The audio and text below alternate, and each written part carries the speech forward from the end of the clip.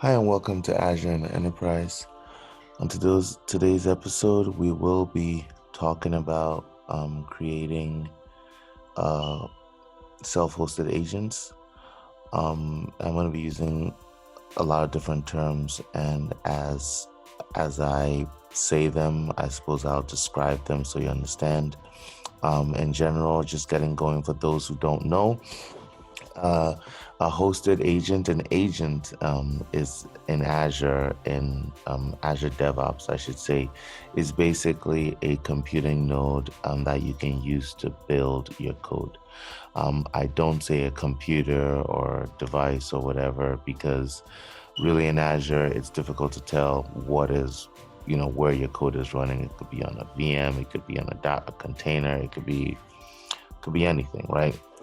So in essence, it's a slice of of of compute of computational power that's used to build your code and run your code. Now, using that loose definition, you can say your computer, the place where you actually write your code, is an agent. And as a matter of fact, in this particular demo, what we're going to be working on is showing you how you can create an Azure pipeline in Azure, and we'll talk about what a pipeline is in a moment, and then use your computer as the agent that basically builds that code. So this is really helpful in scenarios where you need to do extra things with your code, or if you just want to understand, really rationalize and understand your what's happening with your code base.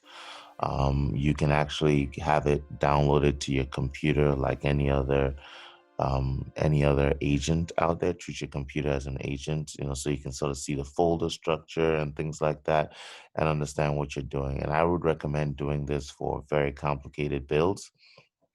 Um, just so you get an understanding of what the heck is going on, up until the point that you really start understanding what the folder structure is and where things are dumped and where they're not dumped.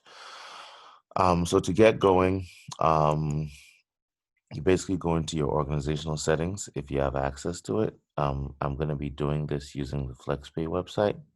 Um, so just waiting for this to load.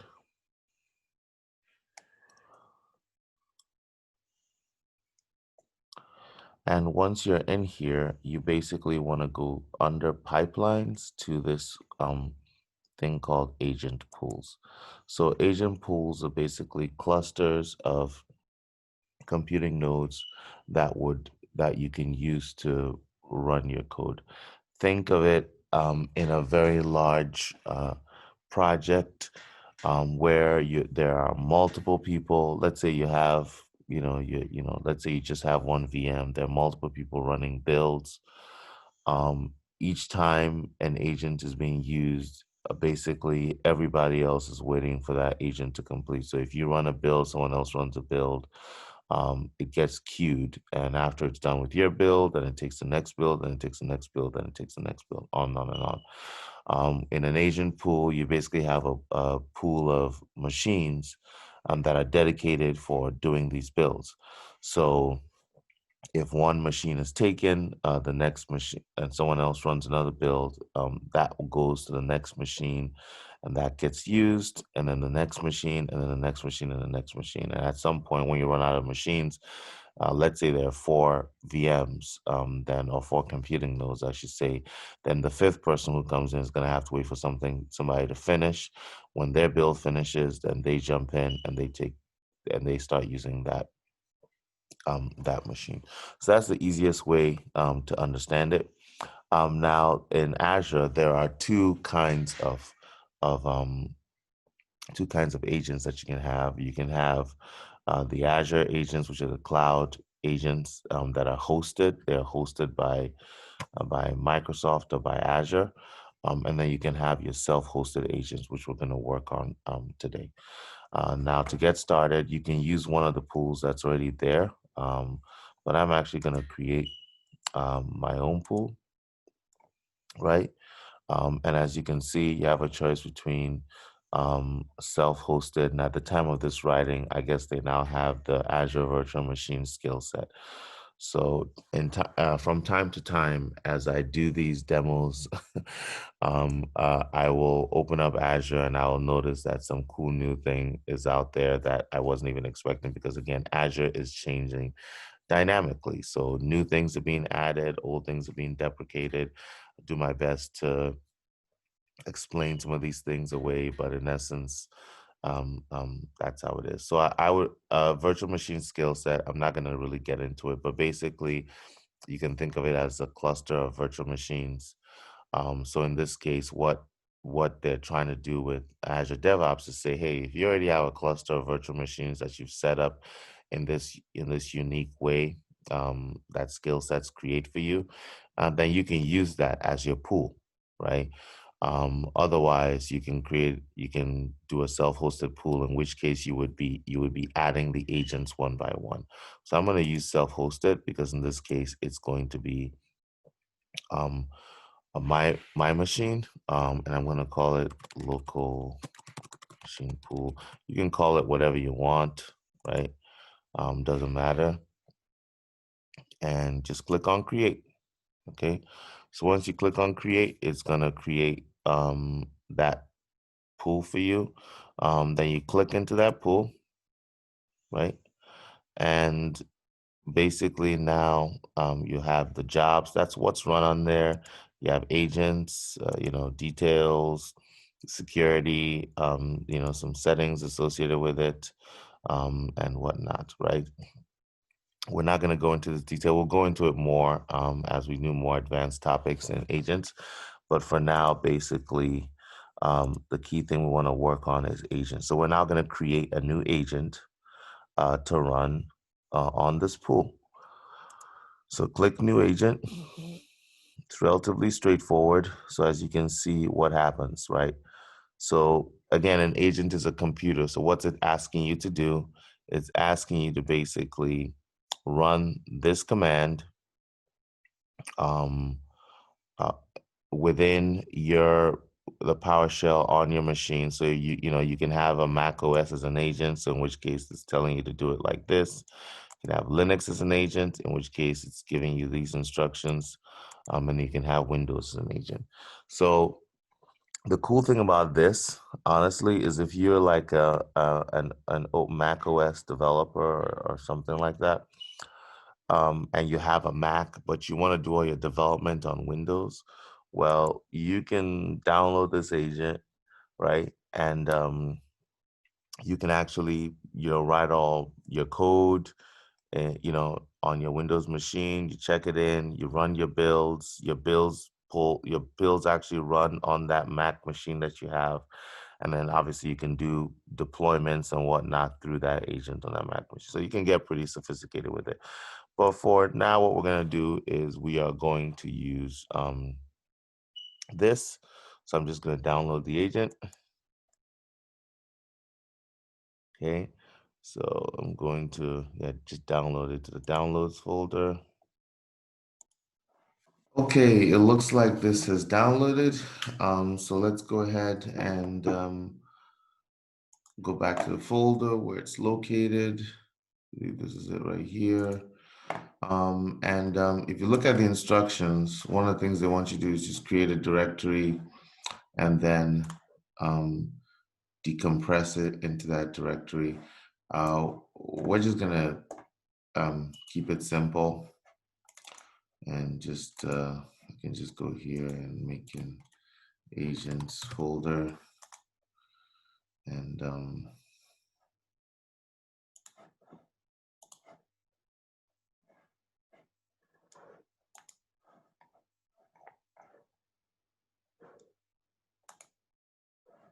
there we go.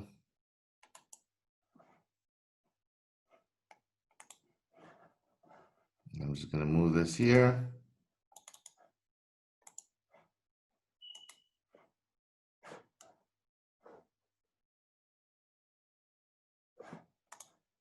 And extract it.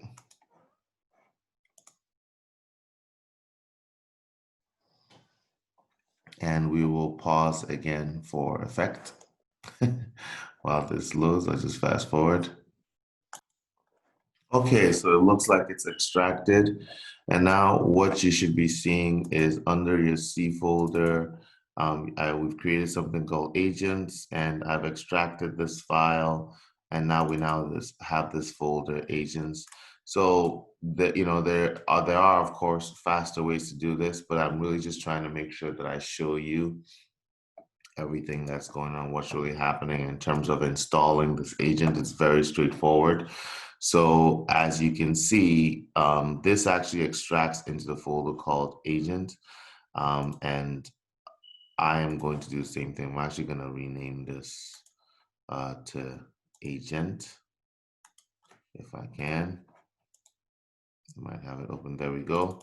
And I am going to, I'm just going to move this back over to the downloads folder for now. I just don't really want to mess around with it.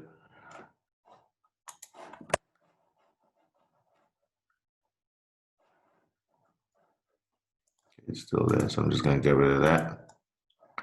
And then I'm just going to take everything in here and I'm just going to put it into the agent folder. So there should be nothing in there. And then I am going to delete that. Okay. And then what we are now going to do is we're going to just configure the agent. So open up my handy PowerShell. Once it loads, I'm going to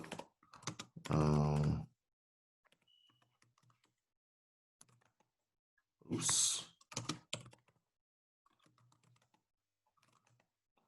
Okay. And then I'm just going to call config.cmd. Let's do its job. Okay, so in here, it's not asking for the URL for the server. I'm going to give it this.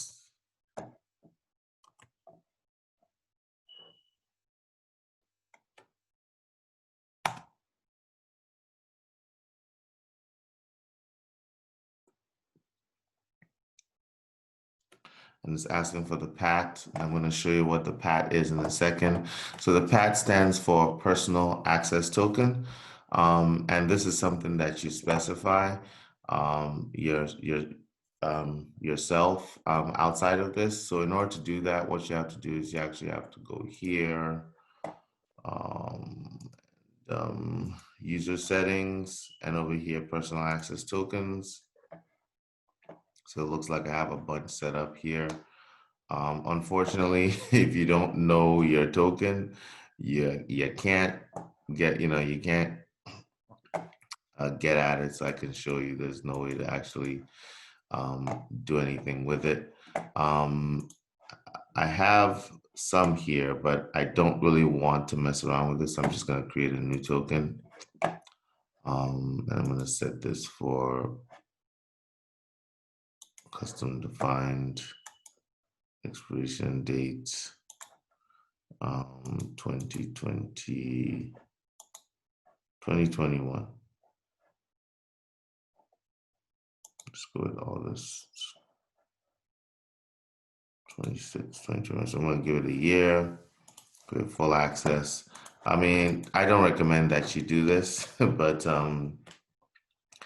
you can figure out how you want to do it. The key thing about these tokens is that they do run out, and so when they run out, you will need to recycle your tokens. If you don't recycle your tokens, basically your builds will start failing. Any builds that are using a local agent will start failing. So it is important to recycle them.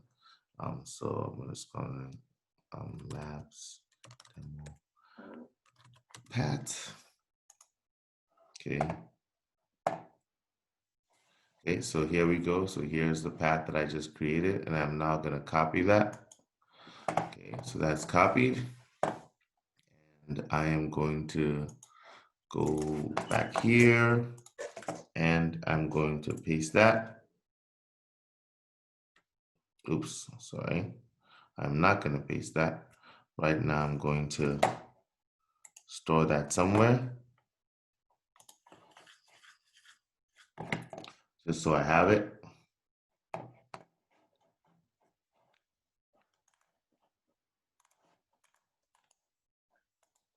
Okay, there we go. Let's hit enter. Now it's asking for it, so I am now going to enter it. And it's connecting to the server. And it's asking for the agent pool, right? So let's go back here and let's look at the agent pools. Since I don't need this anymore. So our pool is local machine pool. So we're going to copy that. And we are going to once again paste that there, local machine pool. If you have it in default, you don't have to do anything as you're seeing. Enter the agent name. So what is this number that's showing up here? Press enter for whatever. So if you look at this machine, go here. As you can see, that is the name of this machine. So that's all it's really asking for is the machine. Close that. Close that. So let's go back here. So we just hit enter because we're saying we want our local machine. Now it's looking at scanning the tool capabilities. Go back to jobs. Up here. And so this should take a little while. So enter work folder.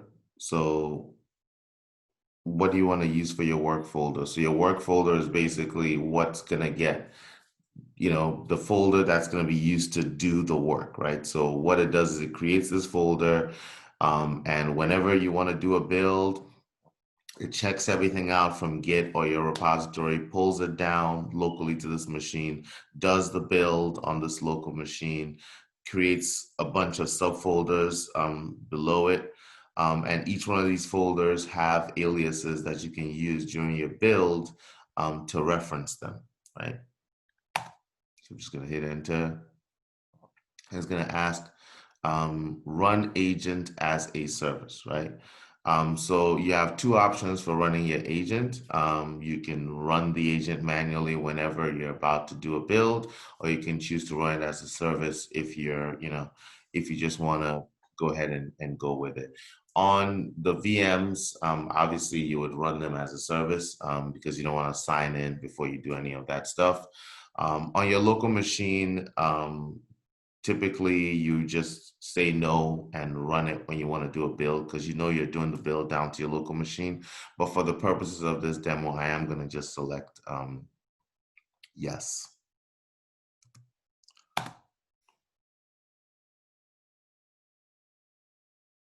Oh, so I need admin privileges to do this. So I am going to do this again. I should have actually I should have known better. Should have done this again. So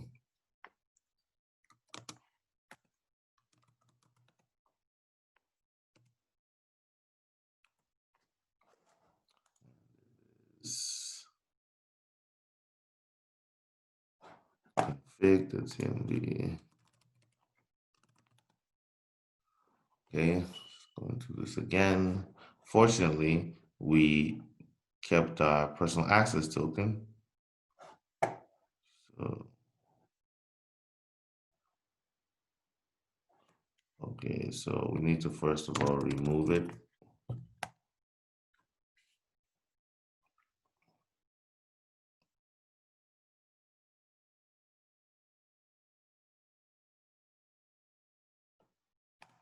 So we're doing a pat, and we're copying that here. And that removes it. So for so we've just shown the removal use case. Basically, you just run the config.cmd space remove, and that gets rid of it. So once you're done with your dev and you're sure that you like whatever you're doing, you just run it with remove, and that gets rid of it. And you can see how easy it is to get rid of. So we're starting the process again because we do want it to run as a service. And we are entering the URL again.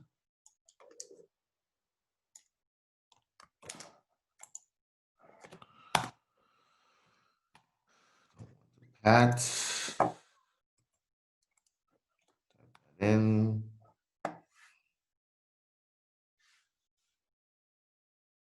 default agent pool is local machine pool. That's correct. Looking at capabilities.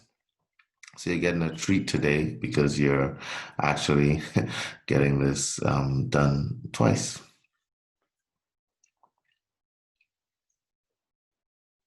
Work folder is correct.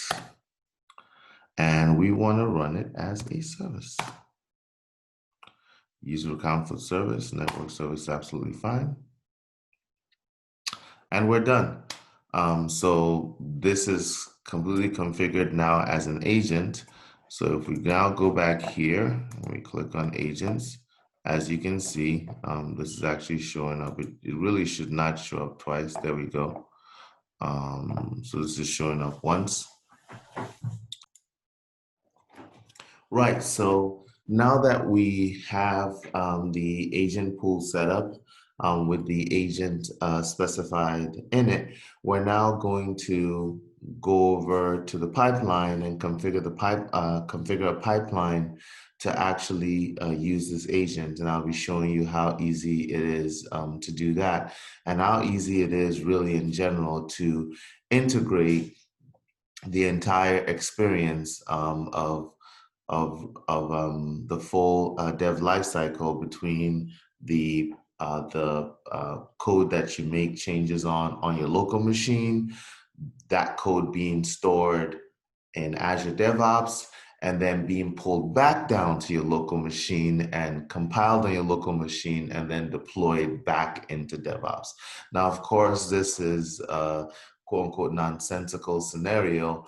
But again, if you're looking to first of all, it gives you a really cheap way to figure out how you want your agents to be set up, to figure out the kinds of things you want installed on them, to test out if you have very advanced configurations that are doing really interesting things, maybe image processing, maybe some pre-compilation or code gen or what have you. Maybe advanced automation of some kind. You can test it all out locally, see what's happening, see how the folder structures are being set up before you actually start doing anything, before you start creating VMs and testing that out, because it can be laborious to do that on a VM. And then, beyond that, just understanding the folder structure and all that is helpful once you have everything up and running, and then, basically migrating over the cloud to the hosted agent or whatever else you're planning to do to run it. So let's go over to the actual pipelines. And over here, we'll be using the FlexSpace CI test.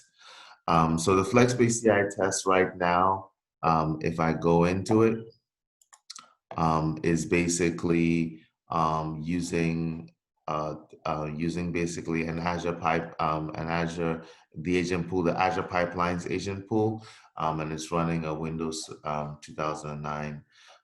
It's running on Windows 2009. So what this means is that you're basically getting a Windows 2009 style box that you can run this thing on, which has implicitly set up in it several things.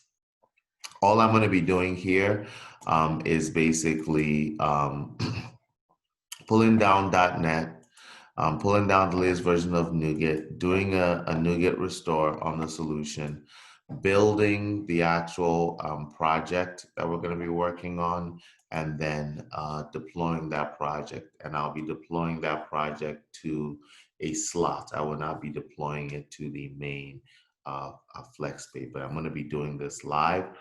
So you guys will see everything as it's going, as it's happening. So to start out with, let's go ahead and let's look at FlexPay, how it looks right now. So just going to go to FlexPay.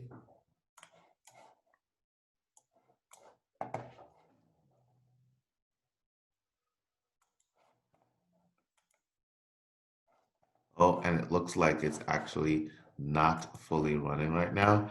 So we're now going to run this build since it's down, and this build should deploy it to the staging slot. And then once it's deployed to the slot, we will switch over to the portal, and we will basically swap slots to get it onto where it's supposed to be. So let's go ahead and queue this.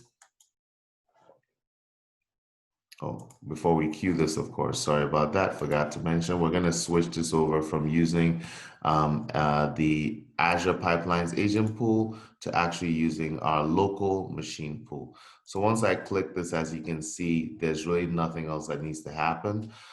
Basically, as we saw in the when we're working on the agent pools. Everything is done at an agent pool level, not at an individual agent level.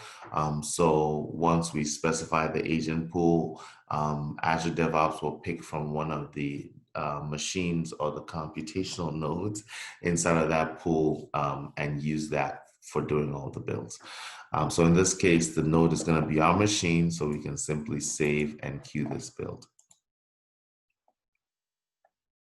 Okay, so once that build is queued, we should be able to click in here, and then we should be able to go in and look at everything that's going on. So as you see, this is running locally on my machine. So basically, a lot of these things have already been pulled down. I've already, each time you run it, the first time you run it, it will take its time to pull down some of these items, but now because I've run it obviously several times just to make sure everything is working properly, it's, as you can see, it quickly blew through pulling down the right version of NuGet, the right version of .NET Core, making sure that all the appropriate tasks were pulled down. And now what it's doing is basically going in and essentially doing a rebuild, deleting everything, re-adding it. And then once that's done, it's going to deploy to the slot.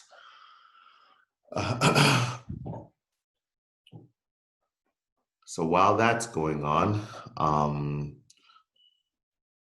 what I can do now is just talk a little bit, very briefly. Again, there's a much larger topic on pipelines, but we can just quickly look at how pipelines generally work. So basically, you'll notice here that there's one pipeline that's not configured, publish, artifact, drop, and we'll talk about that in the pipelines discussion. But in general, pipelines are a sequential processing engine that basically runs each one of these tasks one by one. You can add any of these tasks by simply clicking the add button. There's a whole list of tasks that you can add. You take them, add them to this list. You can reorder them however you see fit. And then you can also basically group tasks by agent job. So if you want to do something like really distributed, you can actually set that up by grouping the individual tasks into the agent job that you want to run, and then everything that is inside of there will run on that agent. So for example, I can go in here and I can actually say, hey, for these set of tasks, I want them to run using the Azure pipelines. And for these other sets, I want them to run using my local machine pool or what have you. There's reasons behind that. I haven't found much need to do that except for really advanced scenarios. But in really advanced scenarios, my preference is to use automation and things of that nature to to sequence things and then manually sort of like kick off whatever I need to kick off. But again, you can imagine if you have some long running things like database migrations and stuff like that, you might have them sequestered to their own agent that's designed for that, and have them run in parallel while you're basically building your code and deploying your site. Once everything is all done, the pipeline completes, and your site is up and running. So that's basically it. It's relatively straightforward to set up. You can apply variables across the board to pipelines. You can define how you want the pipeline to be triggered. So when you specify continuous integration, then typically when you check something in, it will it'll run a build. Once you finally check it in, or push it, I should say, it'll run a build. You actually also have something that I really like is the scheduled builds, where basically at a certain time during the day, the build just runs. So you can tie it into your overall DevOps patterns and practices or processes that you use to say maybe, hey, look, we do a build every day at 3. We have, code freeze every day at 1. If you want to get any changes in, it's got to be done before 1. Basically, the check, after 1, we start compiling everything that's going to be there for the build, and then we run the build. But there's all kinds of, more modern ways of doing it. Then the only other thing I would say is there is retention and things of that nature, and history that you can see what's happened up to the branch. But the only other thing that I would mention is specifying like demands, which are like capabilities that you want that the agent needs to have in order to run the code. So for example, in this application is a .NET Core 3.1 application, as we've talked about. So that's been causing a little bit of problems by us having to download the .NET 3.1. It's possible to specify that as a demand, and then have the proper agent that has those capabilities basically leveraged when you're actually running your build. So that's a lot. That's general stuff that you can do with the build, with the pipeline. So let's see if this particular pipeline, where it is at. Okay, so it looks like it's still running. Let's see.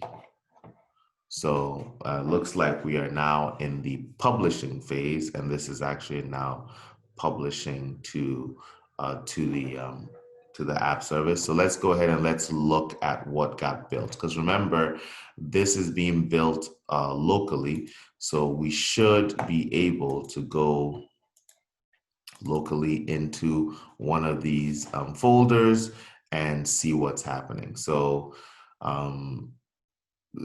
when you actually go into the work folder, when you actually go into the agent, this is that's the agent ID that's specified there. It doesn't necessarily matter in your scenario, but when you go in here, you'll notice over here an S, an A, and a B. This is your artifact directory. This is your build binary, directory. And over here, this is your source directory. So your actual source code is all here. This is what was pulled down to be used for the build. Just check to see where we're at. And then the binaries typically, won't have anything unless you push it there. These folders are just there. Things don't automatically build there. The source does automatically come down, but things don't automatically move over there. You sort of have to like move them yourself. And then over here, this is where the actual the actual artifacts are located. So this did not magically just create this. It doesn't magically create it. And again, we will go over this, as when we in our CI talk, especially for web applications.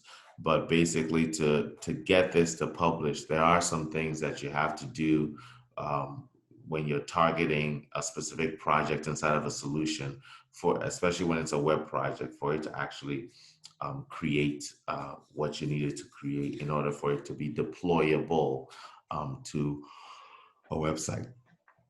So for this particular, for FlexPay in particular, go in here, go and edit. By the way, you can edit the pipeline while it's running, as long you can look at the pipeline, I should say, while it's running. If I go over here and I go to the FlexPay app service deploy, actually not the app service deploy, the build, as you can see, I am building it. I've specified all these instructions, and these are typically needed for you to do the deploy the way I'm trying to do it. So basically, deploy on build, you want that. Web publish method, you want it to be published as a package as a single file, true. And then package location, you see there where it says build artifact directory. So this is one of those monikers that we talked about. The artifact directory, this will always map to the agent ID, which in this case is one, the path to the file, the agent folder, which in this case is agent on the machine that you're running. So if we go over here, you can see that it's got like agent underscore work, which is the working folder that we created. And there is also a moniker for that. The agent ID, and A stands for artifact directory, right? So this is where the artifacts are staged. So what I'm basically saying here is that when I want to build this in the release configuration, and I want to package it up into a zip file, and I want it to be moved to the artifact staging directory, basically. Right, I want the outputs to be put into the artifact staging directory. So this is taking its time. Just want to show the finished product there. What else can we quickly take a look at? So if you look over here, let's see the slots. So I've actually got 2 slots running on this server, on this particular server. Yet another topic, up for discussion. But in general, you can specify your web applications into slots. For those who already know, sorry to go through this, but we do have some time to wait to just see this all working. But for those who already know, the setting this up, the exercise of setting this up, we've sort of already gone through. The fact that this is running, it's published to the local directory. It's using the local machine as the agent. That should be proof enough for you. For the rest of you that are hanging on, staying on for this to complete, basically there are 2 slots that have been set up on this machine. So I have my main, not actually on this app service, I have my main slot, which is production, and then I also have this staging slot. I'm deploying to staging right now. So typically I set up multiple slots. When I use app services, I don't always use app services. This is sort of like a demo version of the application and not the live version that we can use to sort of play around. But a simple way to get going is to basically set up slots on the same app service, and then just swap slots to move between environments. As you start getting more complicated, larger scale applications, this is not necessarily the most ideal solution. In those scenarios, it is better to have completely separate environments. and to use some, basically releases, which is a component of the pipelines technology as part of Azure DevOps to actually make your make your migrations from one environment to another, and have incorporate into that the whole notion of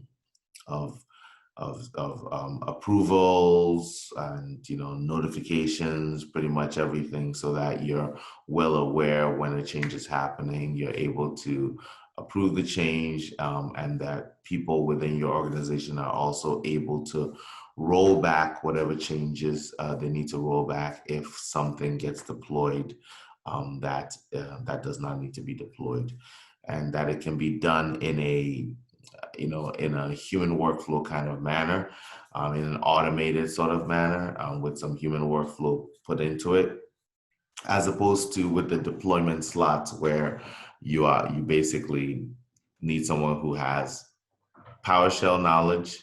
Although I would not, I would not brave PowerShell for these scenarios, but script knowledge, to basically swap slots back.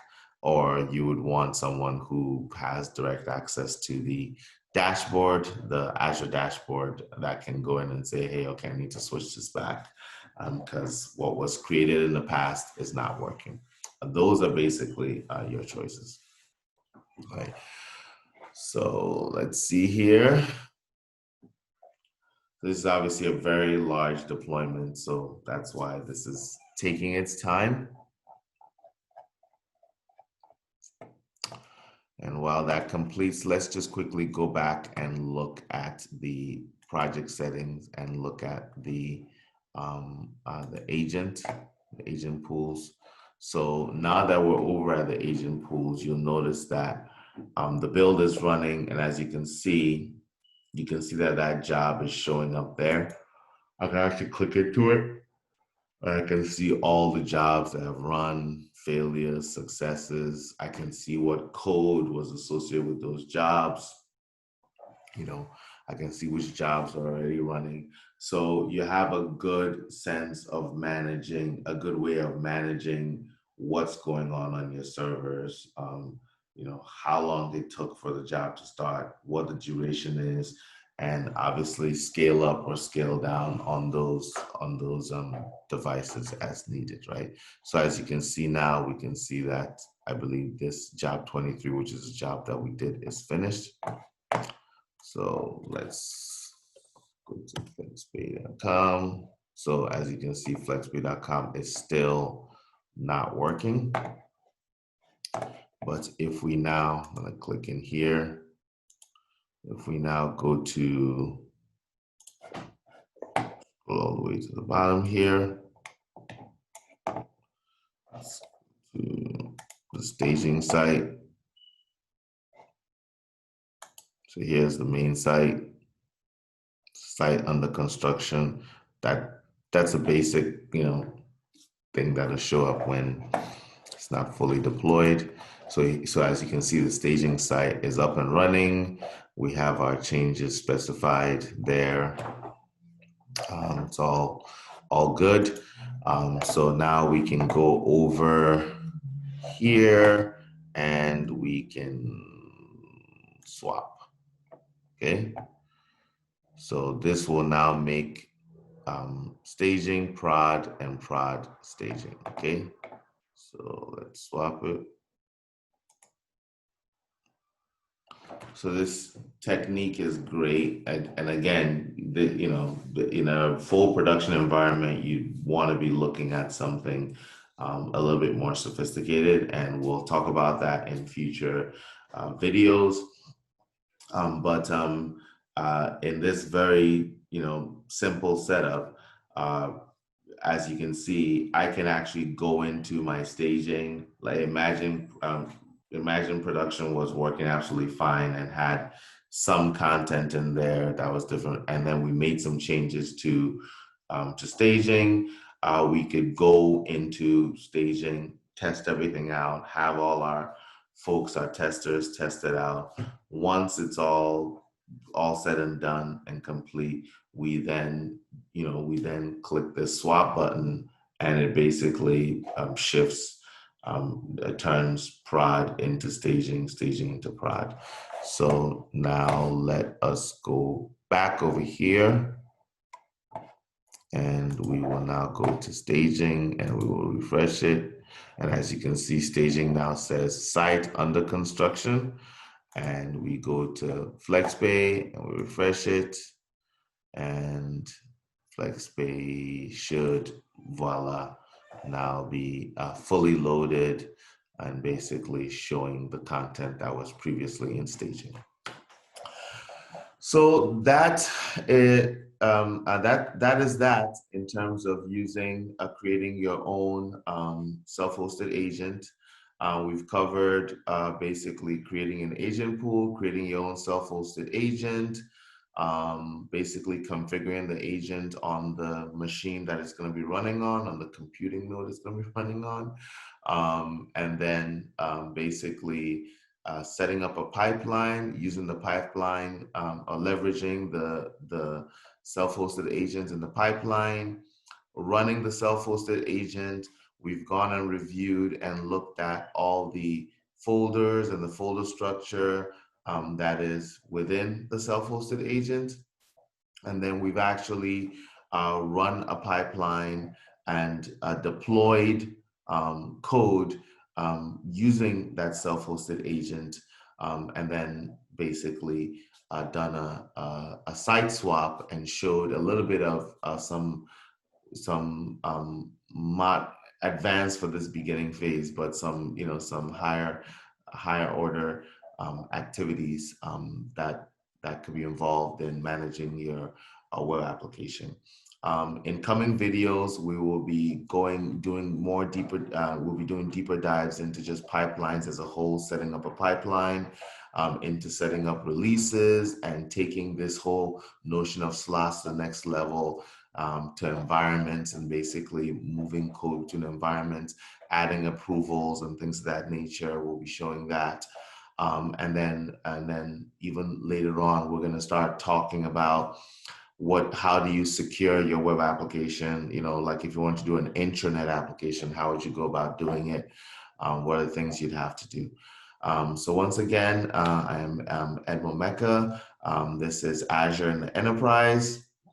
And we will be having many more videos. So please subscribe and click the notification icon to get notified when we drop new videos. And thank you very much. Hope to hear from you later.